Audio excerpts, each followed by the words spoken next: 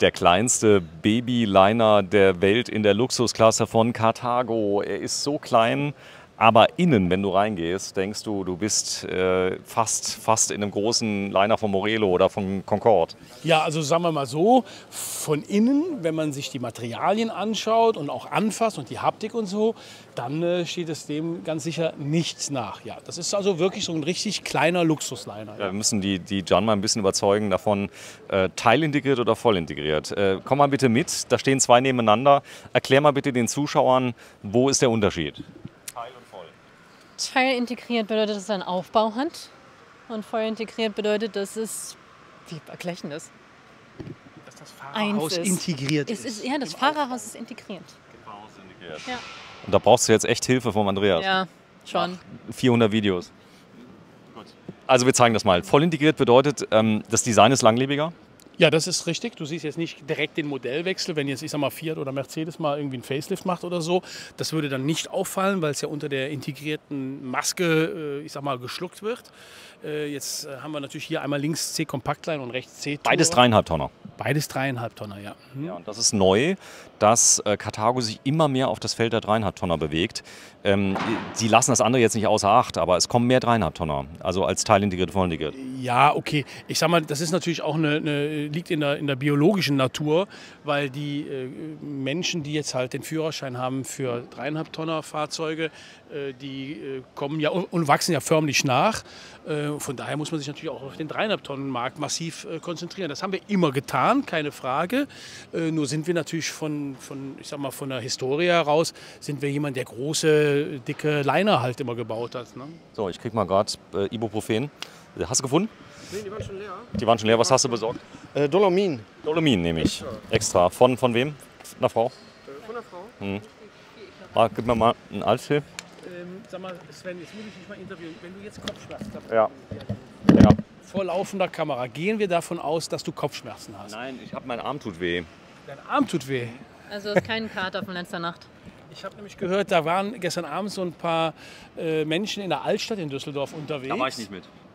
Ach, da warst du nicht mit? Nee, war ich Er nicht mit. ist ja gar nicht vom Platz gekommen. Ach, du bist gar nicht vom Platz gekommen. Da wurden dann so ein paar Namen gehandelt, die will ich natürlich jetzt hier nicht Nein, nennen. ich war nicht weg. Du bist mein Zeuge. Wir hätten noch gar nicht mehr gekonnt. Ich war nicht dabei. Ich war ja auch nicht da. Nein. Komm, wir machen weiter mit dem Auto. Du schummelst. Was denn? Jetzt machen wir mal anders hier. Was denn? Wir machen Entlastung. Oh, wie cool. Ja, du filmst und ich, haben wir noch nie gemacht, aber Das kann der nicht. Der Doch, steht ich so mach- ungern vor der Kamera. ich mag mein Gesicht nicht. Komm, wir machen es trotzdem, Ja. dass wir das mal sehen. Ja, okay. Also, ich bin jetzt schon ein bisschen, bin ein bisschen aus dem Konzept, muss ich Du ja musst sagen. einfach, mir hat mal jemand gesagt, tu einfach so, als wenn die Kamera nicht da wäre, Sven. Das habe ich gesagt. Ja, ich weiß, genau.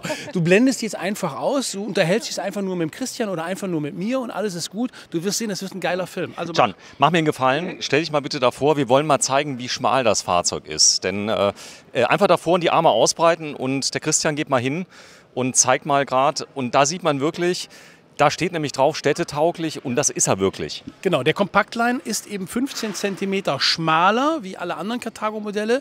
Der ist nur 2,12 Meter breit und ist damit ein echtes, ich sag mal, Städtemobil oder auch ein Mobil, wo man echt auf die engsten Stellplätze mitkommt. Ideal jetzt, ich sag mal, für so einen Skandinavien-Trip oder so. Das ist ein echt tolles Auto, fast in Van-Maßen, aber ist ein richtiges Wohnmobil. Was krass ist, wir werden gleich mal reingehen. Die Breite von dem ist ja 2,20, was hat der? Nee, 2,12 Meter hatte ich gerade. 2,12? Genau, der ist 2,12 Meter und die anderen sind 2,27 und da steht ja auch fett drauf. Städtetauglich dank 15 cm schmalerer Aufbaubreite. Krass, das ist es. Ja, jetzt sieht man. Jetzt bin ich trotzdem aus dem Konzept raus. Aber komm mal mit, Christian. Jetzt, wenn er schon dabei ist. Und ich zeige euch mal dieses wunderschöne Garagending. Was ist los mit dir? Ja, ich bin da aus dem Konzept, ja.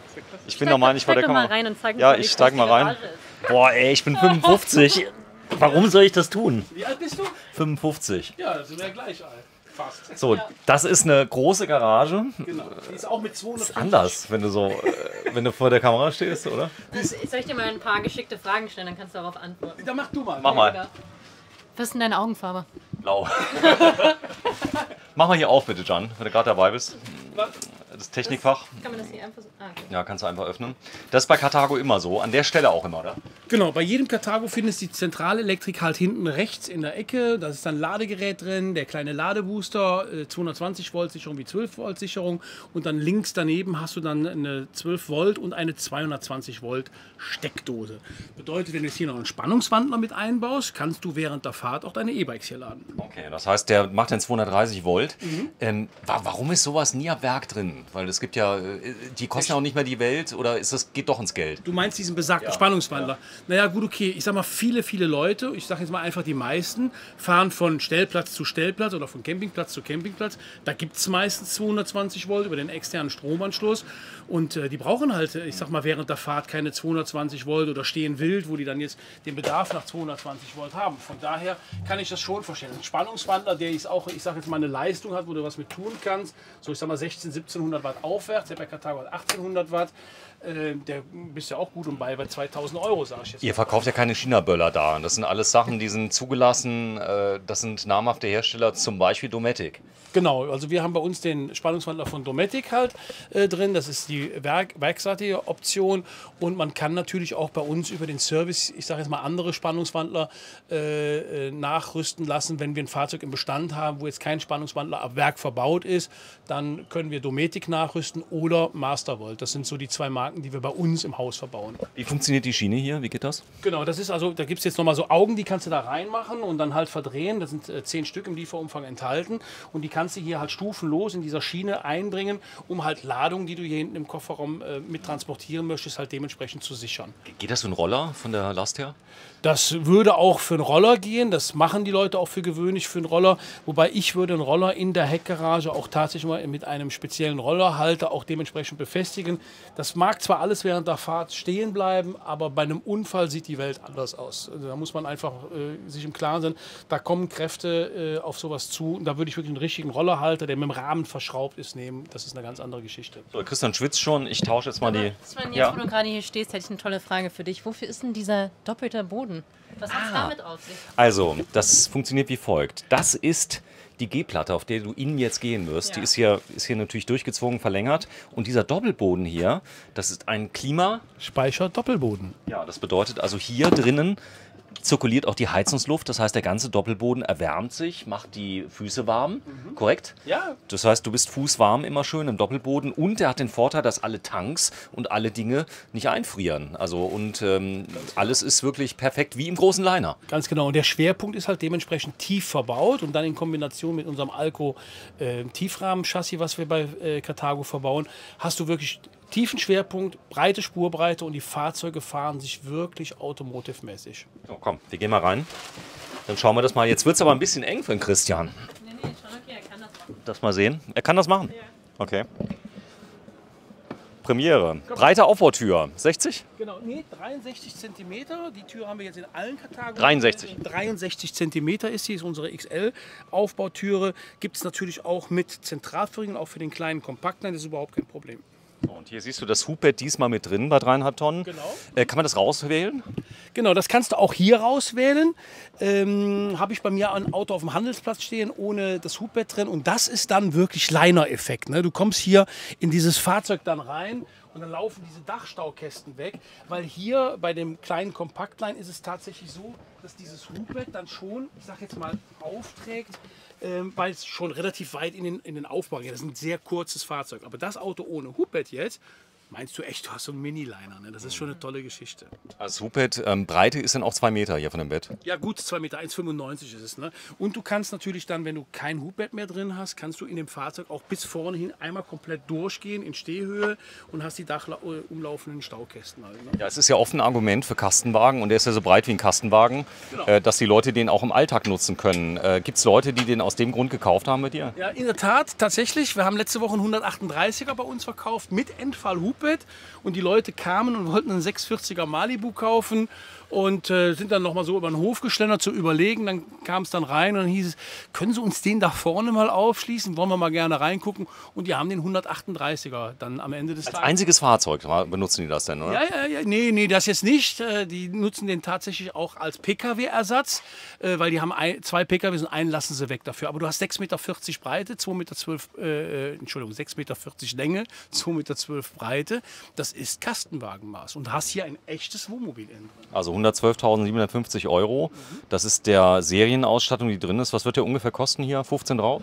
Ja, sagen wir mal so, die Fahrzeuge, wenn sie ein bisschen ausgestattet sind, die 135, die kriegen die eigentlich hin, ja. Schön. So, also, wir zeigen mal gerade, jetzt ist der Christian, wir müssten, sollen wir nochmal tauschen, weil dann merkst du so. Das nicht, ne? Du magst das nicht. Du musst selber die Kamera führen. Ne? Ich müsste ja jetzt hier hingehen, das ist ja Ich muss dann, nur sagen, was ich zeigen soll, dann zeige ich das.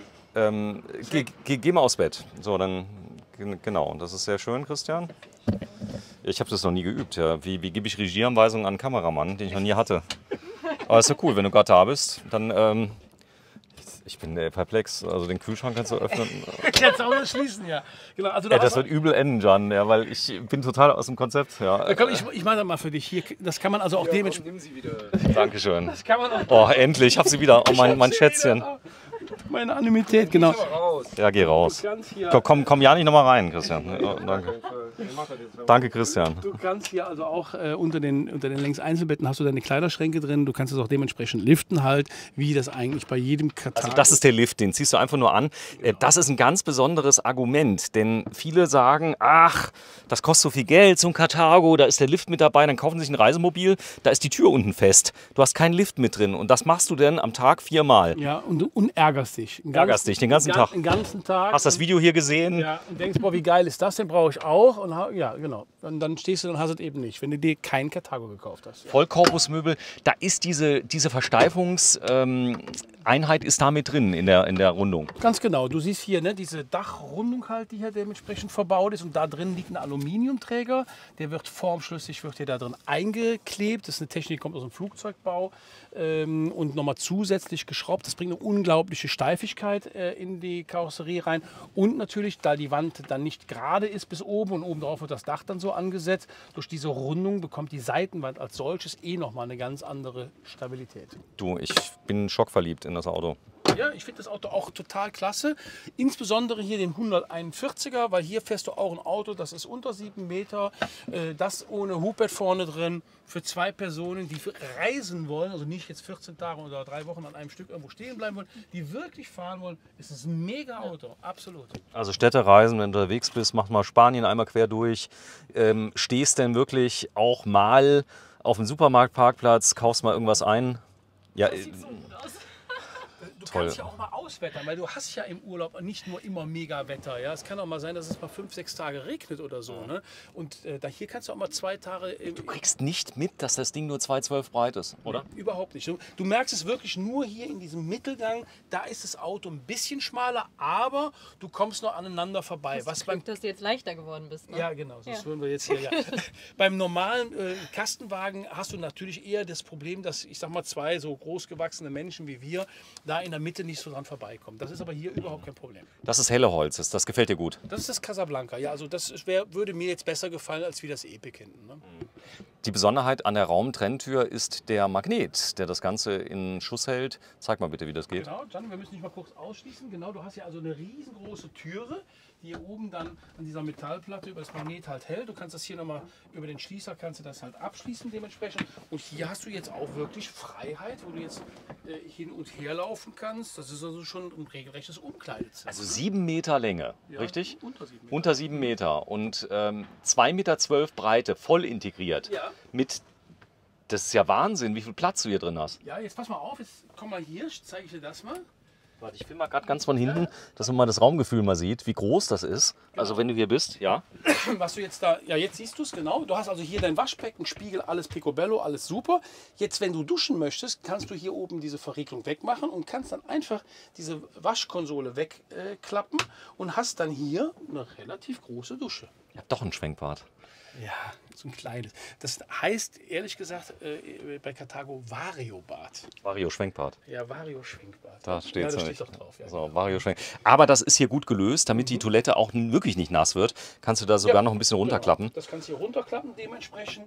Und so läuft das Wasser dann da unten rein. Geh gerade noch mal rein, bitte, dass wir mal sehen können. Ihr habt sogar 2 Ablässe drin, dass es auch wirklich immer abläuft. Genau, selbst wenn das Auto mal ein bisschen schief steht, das kriegst du ja nie hundertprozentig in die Waage, außer du hast jetzt vielleicht eine Hubstützenanlage drunter, dann läuft das Wasser trotzdem ab. Also wir reden Leergewicht roundabout 3 Tonnen, richtig? Unter 3 Tonnen. Unter 3 Tonnen als vollintegrierter und das ist wirklich Wahnsinn. Dann hast du hier Dometic. Wir reden ja hier von Klimaspeicher-Doppelbodensystemen, nicht von einem System, wo unter dir dann direkt der Laufboden ist und die Straße. Das ist hier nicht der Fall. Du hast also immer eine Isolierung. Ja, genau. Was natürlich auch dazu führt, dass unsere Autos auch von den Abrollgeräuschen, die ja jeder Reifen beim Abrollen auf der Straße macht, wesentlich leiser sind, als wie wenn du jetzt gar keinen Klimaspeicher-Doppelboden hast. Dann kommt natürlich noch unser Mikrofaser-Wandbelag dazu, der eben auch nochmal A, Geräuschdämmung macht und natürlich auch Feuchtigkeit aufnimmt am Tage, in der Nacht und am Tage dann wieder abgibt, was man halt, wenn man schläft, dunstet man ja so ein bisschen aus. Das nimmt dieser Mikrofaserbelag nimmt das gut auf und hat natürlich eine unheimlich schöne Raumakustik. Der Kühlschrank riesig. Ist der neu? Das ist jetzt bei beiden Seiten, weil der war vorher genau, der konnte man damals nur auf eine Seite öffnen. Ja, aber das ist jetzt tatsächlich schon seit 3, 4 Jahren ist der Kühlschrank eigentlich bei allen Karthago-Modellen drin. Also so, sehr energiesparend, ein AES-Kühlschrank. Ja. Die Küche riesengroß, die Durchgangsbreite ist stark. Ich bin beeindruckt. Also du hast eigentlich alles das, was ein großer Karthago hat. Ja. Du hast natürlich durch diese Vollintegration hier vorne den Platz, den du beim Teilintegrierten einfach nicht hast. Und man sieht auch an der Anarbeitung, dass es wirklich nur noch, das ist das Original-Fahrerhaus hier mit drin. Es sind nur noch wenige Zentimeter, die er breiter ist. Aber du hast die Kastenwagenmaße. Absolut, absolut. Verkaufst du den gut? Ja, den verkaufen wir gut. Der war jetzt leider in den letzten 1,5 Jahren war der nicht so verfügbar, wie wir ihn hätten verkaufen können. Weil es gibt, wie schon eben gesagt, auch Märkte, die klassisch 3,5 Tonner Märkte sind. Und da will Karthago natürlich auch nach wie vor präsent sein, auch wenn es ein bisschen Chassisprobleme gab. Ach so, dann kriegst du die weniger. Ja, oder? Dann hat man die in Deutschland etwas runtergefahren und hat dann halt eben in den anderen Ländern versucht, diese Stückzahlen zumindest annähernd beizuhalten. Weil es gibt Länder, da ist ja quasi nur 3,5 Tonnen Markt. Weil eine Vernunftentscheidung ist das ja nicht. Also, dass ich sage, ich kriege ja für dasselbe Geld oder plus minus für ein ähnliches Geld kriege ich ein viel größeres Auto von Karthago. Es geht hier wirklich um die Kompaktheit und er heißt ja auch so. Ja, das ist genau der Punkt. Mit mehr Wohnmobil kaufst du dir auch nicht unbedingt mehr Freiheit. Es ist immer die Frage, was einer machen möchte. Wenn der viel reisen möchte, also unterwegs sein möchte und ich sag mal, alle 2, 3 Tage spätestens seinen Standort wechselt, das ist das hier ein Auto. Da kannst du alles mitmachen. Da fährst du mit wie ein PKW. Du hast vernünftige Betten drin, eine gescheite Dusche, eine super Küche, tolle Sitzmöbel. Was willst du mehr? Da brauchst du kein 9-Meter-Auto. So, mich hast du überzeugt. Hast du einen am Hof stehen? Ich habe noch einen tatsächlich auf dem Hof stehen. Einen. Sehr schön. Da sind wir. Ja, vielen Dank fürs Einschalten. Wir sind bei Marijn Caravaning auf dem Caravan-Salon 2023 und das Ganze demnächst auf dem Hof von Marijn Caravaning in Altenhofen. Altenhofen. Genau. Das muss wie aus der Pistole geschossen kommen. Das üben wir noch. Das üben wir noch. Tschüss, ihr beiden. Ciao. Ciao.